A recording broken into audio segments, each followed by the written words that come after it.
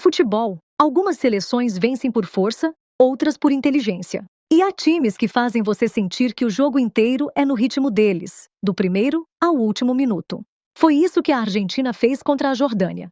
Porque quem olhar só o placar final vai dizer que a Argentina venceu por 3-1. Resultado normal. Os favoritos venceram, fim de papo. Mas a verdade é que este jogo foi muito mais do que só 3 pontos. Foi mais uma prova de que a Argentina entrou neste torneio com um só objetivo: o troféu.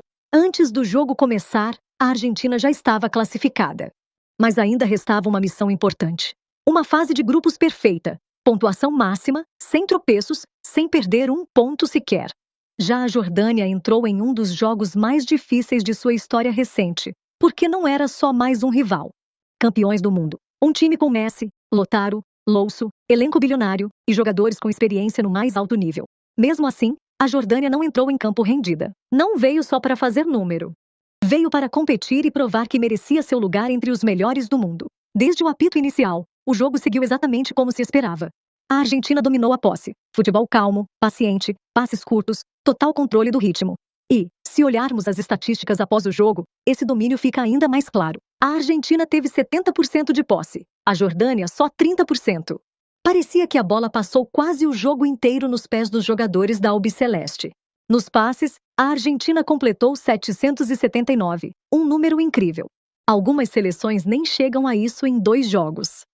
A Jordânia, em comparação, completou só 273 passes. A Argentina também terminou com incríveis 93% de acerto nos passes, um número notável. Isso mostrou o quanto estava à vontade e como controlava cada fase do jogo com confiança. Enquanto isso, a Jordânia só corria atrás da bola. Era óbvio que a Argentina ditava o ritmo do começo ao fim. Nos primeiros minutos, as chances começaram a surgir. A defesa da Jordânia foi forçada a trabalhar no limite, mas a pressão não parava. Era só questão de tempo até sair o primeiro gol. E saiu. Aos 19 minutos, Giovânilo recebeu, achou espaço, bateu e a bola morreu no fundo da rede. 1-0 para a Argentina. Dali em diante, o jogo virou exatamente o tipo de duelo que a Argentina adora. Posse, calma, controle. Já a Jordânia não teve escolha a não ser avançar e buscar uma resposta. Mas, toda vez que saía mais, surgiam mais espaços. E é exatamente nesse jogo que a Argentina cresce. Com o tempo, o domínio seguiu, os passes seguiram, os ataques vieram até os 31 minutos. O momento que deixou a Argentina mais perto da vitória. Um pênalti, uma chance de ouro. E o encarregado foi Lautaro Martínez, um atacante que sempre aparece quando mais importa. Ele foi para a cobrança, bateu com confiança e mandou para o fundo da rede. 2-0 para a Argentina.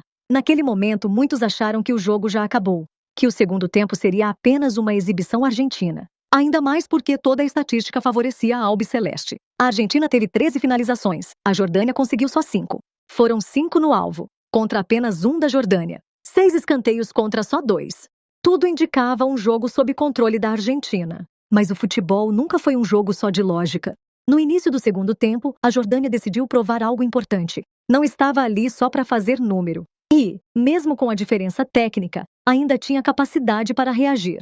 Se houve um jordaniano que mereceu elogio especial naquela noite, foi Musa Altamari, a maior estrela do time. O jogador que se recusou a deixar o jogo acabar sem a marca da Jordânia. Aos 57 minutos, ele aproveitou a chance e enfim balançou a rede. 2-1. De repente o jogo voltou à vida. De repente havia esperança e tensão. E surgiu uma nova pergunta.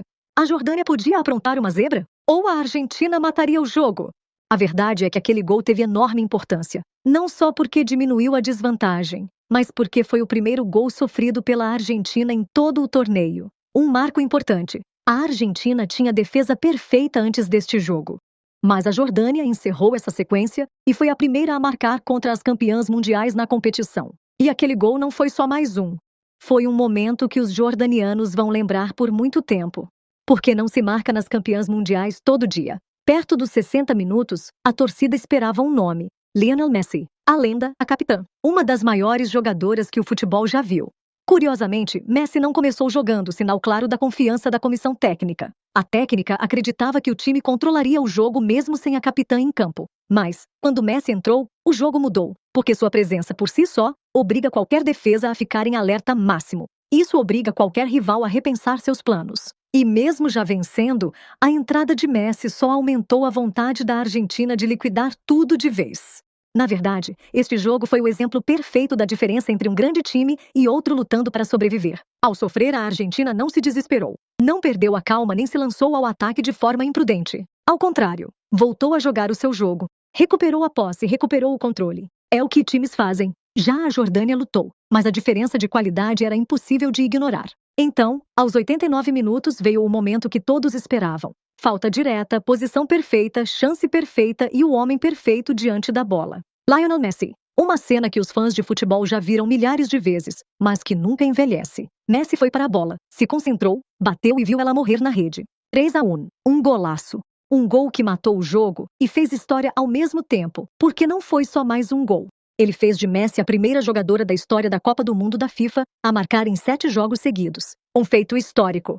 Pense nisso. Este torneio já viu lendas como Pelé, Diego Maradona, Zinedine Zidane, Ronaldo Nazário, Miroslav Klose e muitos outros ícones. Ainda assim, depois de tantos anos, foi Messi quem conseguiu algo que ninguém jamais havia feito. Só isso já diz tudo sobre a jogadora que estamos vendo. Mais impressionante ainda, bastaram uns 20 minutos após sair do banco para marcar no jogo. Isso diz tudo sobre sua influência. Nos minutos finais, o jogo se acalmou. A Jordânia já tinha gastado muita energia. A Argentina estava satisfeita com o placar.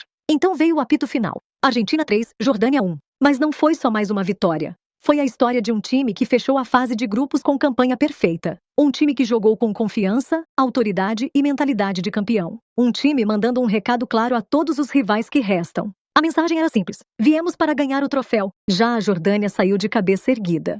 Apesar da clara diferença de qualidade, conseguiu marcar. Foi a primeira equipe a marcar contra uma das seleções mais fortes do torneio. E teve vários bons momentos contra as atuais campeãs do mundo. Em muitos sentidos, a parte mais bonita do jogo foi unir duas gerações de momentos marcantes. Lo Celso e Lautaro mostraram a força do elenco argentino, enquanto Messi provou de novo que ainda tem a magia para mudar qualquer jogo. Mas, apesar da festa, havia foco claro no grupo argentino, porque o verdadeiro desafio ainda não tinha começado. Sim, tinha garantido a liderança. Sim, fechou a fase de grupos com pontuação máxima. Mas o mata-mata é uma história totalmente diferente. A Argentina vai enfrentar Cabo Verde, a surpresa do torneio. Um time que surpreendeu todo mundo ao chegar aos 32 avos. Isso significa que a Argentina não pode subestimá-lo, porque a Copa do Mundo da FIFA não premia só nomes nem só história. Por outro lado, Cabo Verde já provou que pode surpreender qualquer um. Por isso, no fim, o próximo duelo promete ser fascinante. Foi uma noite que mostrou que a Argentina tem mais de um jeito de vencer. Pode dominar pela posse de bola, pode contar com o brilho individual e ainda pode vencer com folga, mesmo com o maior jogador de sua história passando a primeira hora no banco. Talvez essa tenha sido a mensagem mais forte ao resto do torneio, porque ao verem que você vence sem Messi e que ele entra e decide, os rivais sabem que o caminho não será fácil. No fim, todos vão lembrar que a Argentina venceu a Jordânia por 3-1. Mas quem viu o jogo sabe que a história foi muito maior que o placar. Foi a história de controle total, refletido em 70% de posse. A história de 779 passes certos. A história de um time que impôs sua identidade do apito inicial ao final. A história da Jordânia que não se rendeu. A história de Moussa Altamari, que fez o primeiro gol contra a Argentina no torneio. E claro, a história de Messi. Porque sempre que Messi está em campo, outro capítulo da história do futebol costuma esperar para ser escrito. E nesta noite, fez-se história. Mais uma vez, a Argentina confirmou que é uma das maiores candidatas à Copa do Mundo da FIFA. E o sonho de outro título mundial está mais vivo do que nunca.